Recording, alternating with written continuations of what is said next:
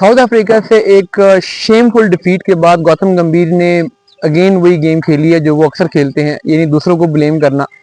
लेकिन इस बात में कोई डाउट नहीं है कि अगर होम सीरीज में टीम इंडिया की डिफीट्स हो रही हैं तो इसकी जो सबसे बड़ी रिस्पॉन्सिबिलिटी है वो गौतम गंभीर पे आती है। और इसकी तीन मेन रीजन हैं। देखें, एक तो गौतम गंभीर के आने से पहले जब टीम इंडिया खेल रही थी तो पिछले कई सालों से, यानी विराट कोहली के एरा से लेके बाद में रोहित शर्मा के एरा तक कॉन्टिन्यूसली टीम इंडिया ने होम सीरीज में हर एक टीम को डोमिनेट किया है, चाहे वो इंग्लैंड हो, साउथ अफ्रीका हो, न्यूजीलैंड हो, कोई भी टीम हो, बड़ी से बड़ी टीम आके यहाँ पे क्लीन स्वीप होके गई है। लेकिन गौतम गंभीर आए और आके सबसे पहले न्यूजीलैंड ने यहाँ पे क्लीन स्वीप किया और उसके बाद से ये लगा कि शायद वो एक वन आउट सीरीज थी, हो गया, मिसहैप हो गया। गौतम गंभीर नए आए थे और गौतम गंभीर ने उस टाइम रिस्पॉन्सिबिलिटी डाल दी कि जी रोहित शर्मा या विराट कोहली या अश्विन ये रिस्पॉन्सिबल हैं, तो इसलिए मैं अब इनको निकाल रहा हूँ। तो उन्होंने ग्रेजुअली अश्विन को भी टीम से निकाल दिया, वाशिंगटन सुंदर को लेके आ गए, रोहित शर्मा को निकाल दिया, विराट कोहली को निकाल दिया।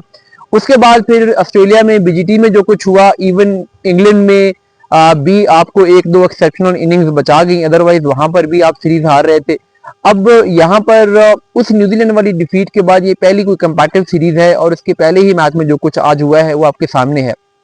तो गौतम गंभीर के आने के बाद टीम इंडिया अगर टेस्ट सीरीज हार रही है तो पिछले 10 साल में एक अनबीटेबल टीम जाने वाली टीम कॉन्टिन्यूसली हर मैच ही अगर होम सीरीज हार रही है तो इसका मतलब है कि अगर कहीं पर कोई चेंज हुआ है तो वो तो हेड कोच का चेंज हुआ है। प्लेयर्स तो ग्रेजुअली गौतम गंभीर ने खुद बाहर किए हैं, अदरवाइज वही टीम थी जो पिछले 10 साल से जीत रही थी। तो गौतम गंभीर के आते ही वो टीम हारी, फिर प्लेयर्स चेंज किए, गौतम गंभीर ने उन प्लेयर्स में मलबा गिराया, उन प्लेयर्स को चेंज करने के बावजूद रिजल्ट वही है, आप सबके सामने है।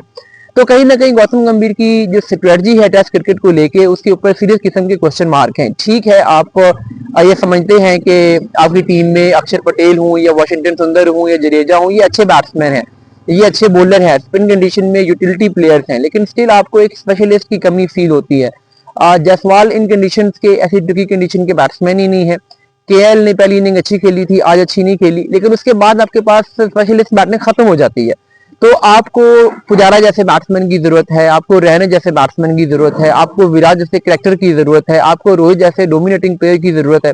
आपको याद होगा यही पिचेस थी और इन्हीं पिचेस पे रोहित शर्मा खेला करते थे और ऐसे ही पिचेस पे जब ऑपोजिशन 150 160 पे आउट हो रही होती थी तो रोहित शर्मा इन पिचेस पे 100 मार रहे होते थे।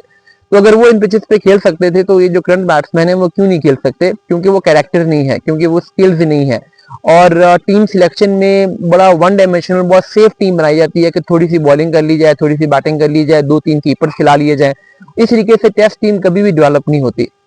उसके बाद फिर जो स्ट्रेटजी है, आप देख रहे हैं कि यहाँ पर आपने एक ऐसी ज्यादा देखिए, जो एक over the top turning pitch है वो कभी भी आपके स्पिनर्स को सूट नहीं करेगी, क्योंकि अगर आप ये समझते हैं कि आपके स्पिनर्स ऑपोजिशन के स्पिनर से बेहतर हैं तो फिर आपको एक ऐसी पिच बनानी है जहां पे हल्का फुल्का टर्न हो, जहां पे आपके बैट्समैन बेहतर तरीके से खेल सकें और आपके स्पिनर्स भी उन थोड़ी सी जो हल्की फुल्की असिस्टेंस मिले उसको यूज कर सके। अगर आप ओवर द टॉप पिच बनाएंगे तो मरकरम जैसे बॉलर भी वहां पे अनप्लेएबल हो जाएंगे, तो आपका और मुखालिफ टीम का फर्क ही खत्म हो जाएगा। तो कहीं ना कहीं स्ट्रेटजी, कहीं ना कहीं अप्रोच बहुत ज्यादा स्पिन फ्रेंडली कंडीशन बना के आप अपने पांव पे कुल्हाड़ी मार रहे हैं। साउथ अफ्रीका की टीम को दाद देनी पड़ेगी, पिछले कुछ अरसे में उन्होंने हर तरह की कंडीशन में जीता है।